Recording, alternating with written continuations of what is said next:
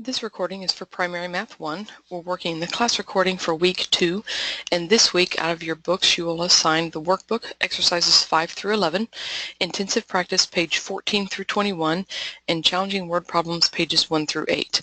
Now in this recording I will talk through the assignment in the workbook and the intensive practice, and the challenging word problem solutions are in a different recording. So if you decide you need help with number 4, you can click on that link, fast forward to number 4, and watch just that problem, or you can watch the whole thing, of course, if you would like to.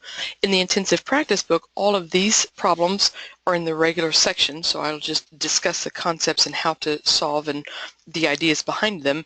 Next week, when we get to page 22, that's a word problem section, and that means that next week all of those problems will be worked out on the solutions exercises as well. So let's begin this week and discuss the kinds of things you're going to see in workbook and what to do about those. It's exercises 5 through 11, and basically we're introducing the concept of number bonds. Now, I didn't learn math with number bonds, but what Singapore math does is it teaches very clearly over and over that to get a 6 you could put a 3 and a 3 together, or a 2 and a 4 together, or a 1 and a 5 together. You could put a 0 and a 6 together, and pretty much that's it. You can get to 6 in any of those ways, and those are the only ways you can get up to 6. It also teaches the same thing for 7s, so it teaches the 6s and the 7s, 8s and 9s and 10s. All this week we encounter those. You're not necessarily memorizing them all this week, but you're becoming familiar in different ways. It does it in concrete ways with pictures. It does it just with numbers and putting them together. It makes various games and puzzles out of it to make it easy, and it shows you visually what you're doing when it says that 9 breaks down into 3 and something else. And so of course you're going to fill in the number 6 to go on that and show how a number bond looks. And so page 11 or page 22 you're drawing, page 23 you're just filling in numbers in. It all works out really nicely. And I would like to just say a quick word here about flashcards. I'm really not a proponent of flashcards. I would prefer that you not use them. That's kind of anti-establishment of me, or non-traditional of me, I guess. But really, I would rather the kids fully begin to understand and lock these in their memories by constant use than by just a memorization. They've memorized it either way, but by using it over and over and over, they get used to saying 3 and 4 and knowing that that goes to 7, as opposed to, what's the difference in flashcards? I don't know if there's that much difference, except that I'm not using a sign so much. I'm not saying 3 plus 4 equals 7. I'm just getting the concept that 3 and 4 come together. If you have a 3 and you have a 4 and you combine them, you get a 7.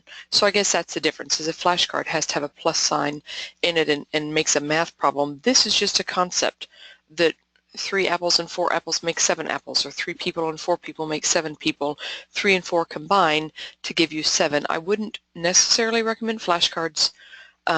Sometimes students are really, really slow with number bonds, and that's something to look at individually with your own child. If you need more tangible ways to get it in their head, flashcards aren't evil, but in my opinion they're not necessary for most Singapore math students, because they'll just use these so much that they will understand them, and it won't be a flashcard memory as much as they use it a ton and memorize it that way.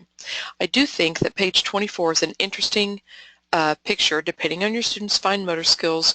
When they do number 3, they're going to see that many lines together, when you draw the lines, that it represents a curve. And I think that's a very interesting thing to point out, especially if they use a ruler or a straight edge to draw those lines. And if they do that, then you get this really interesting picture. And it's just a very fascinating concept to point out that all of those lines together make a curve at the bottom, and that curve is made up of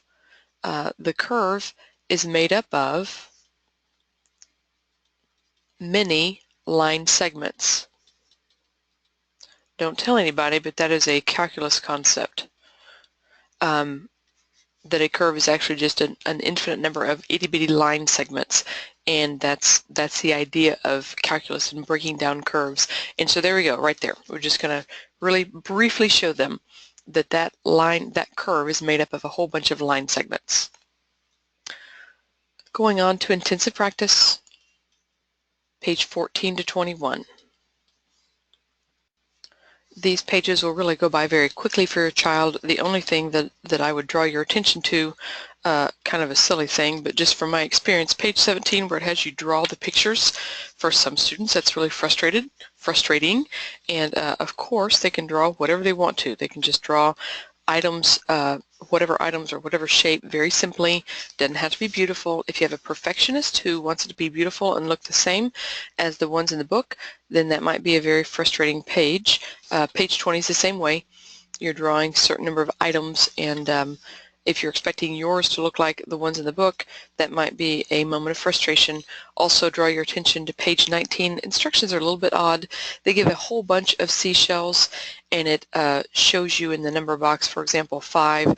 There are 2 of them that are done and colored in. I won't even try to draw a seashell.